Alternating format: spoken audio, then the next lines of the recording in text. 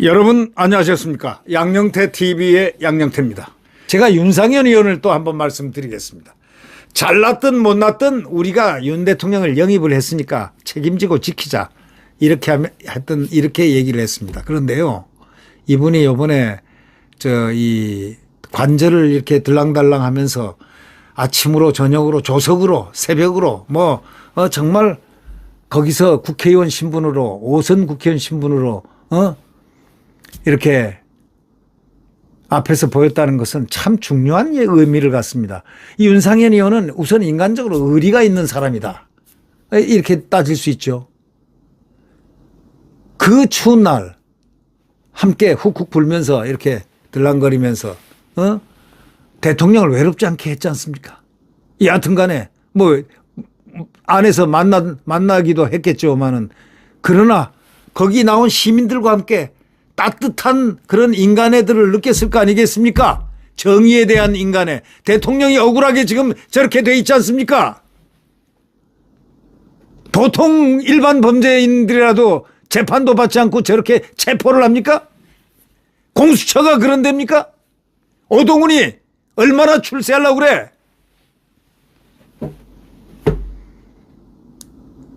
대통령한테 추천을 받아서 임명된 자가 그래 얼마나 더 출세하려고 그런지 모르겠지만 대통령이 뭘 잘못했길래 그래 체포를 하고 누구 주구 노릇하는 거야 지금.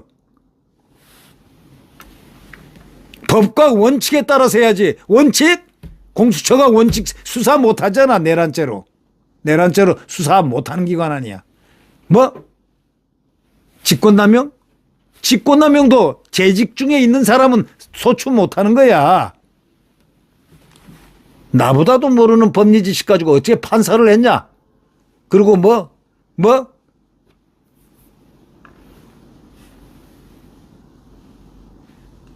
이 윤상현 의원이요, 이 공수처의 무도한 이러한 이 공수처에 지금 거기에 대항해서 그래도 그나마 그 자리를 지키면서 우리 국민들과 함께 머리를 맞대고 이렇게 참 땀 흘리고 피땀을 흘리고 있는 저 외침을 하고 있는 그분의 그 좋은 점, 우리는 다시 한번 쳐다봐야 되겠습니다. 그분은 이렇게 얘기하죠. 우리는 대통령의 그 장단점을 알고 있었지만 그래도 우리 필요에 의해서 모셨지 않냐 이게야. 그렇다면 윤 대통령에 대한 책임을 피해서는 안 된다. 못났든 잘났든 우리가 책임져야 할 영입인재 1호 아니냐 대통령이.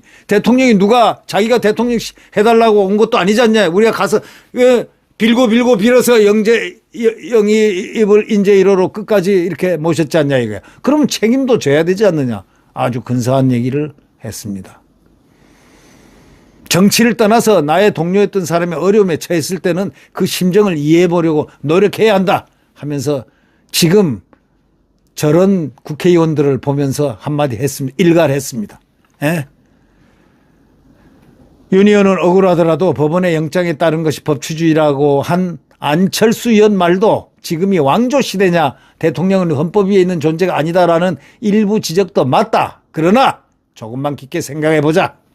좀 깊게 생각해보라. 안철수는 대통령이 힘들 때마다 가서 뒤에다 옆구리에 한 달씩 쑤셔야 되는 것.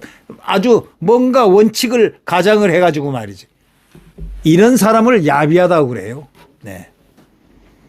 꼭 대통령이 어려울 때 폭폭 찔러댑니다. 정치 상황이 어려워질 때는 폭폭 찔러대는 그런 사람 있죠.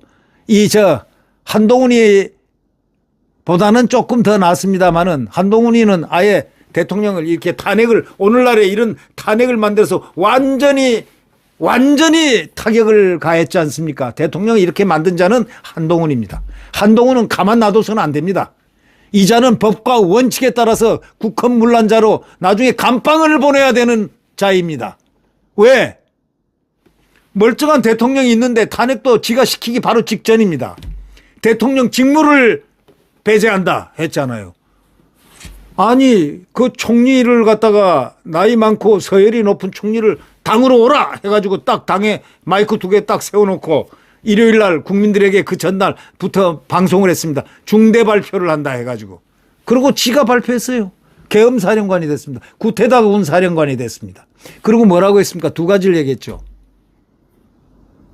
이자가 직무를 정지한다, 대통령. 두 번째, 조기에 퇴진할 수 있도록 로드맵을 만들겠다. 선언했잖아요. 이게 헌법이 작동되고 있는데 통수권자한테, 통치권자에게 할 버릇입니까? 이게 당대표란 자가? 예? 당대표란 자가 할 짓입니까? 이게? 이게 바로 국헌문란입니다. 문란죄. 이제 아시겠습니까? 국헌문란죄. 국헌문란죄는요, 이건 반국가적이고 이 대통령 의 권한을 정지시킨 순간적으로 정지시키고 이거 자기 말로 이렇게 했던 위계에 의해서 이게 했던 건 이건 아주 국법의 큰 처벌을 받습니다. 상식적으로 저건 감방에 가면 못 나옵니다. 예. 무기징역은 받아야 될 그런 죄 아닙니까?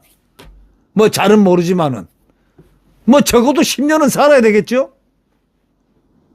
이렇게 나라를 이렇게 만들어 놓고 여당 대표가 그것도 어버이같이 자기를 살려준 대통령을 갖다가 그런 식으로 죽여가는 그런 모습을 우리 대한민국 국민이 보았다 이럽니다. 두 눈으로. 이 두 눈이 살아있는 한은 한동훈을 우리는 잊어서는 안 됩니다. 자, 윤상현 의원을 보면서 사람이 이렇게 비교가 되지 않습니까? 또 거기서 나오는 안철수가 또 튀어나오고 안철수는 옆구리만 폭폭 쑤셔야 돼요.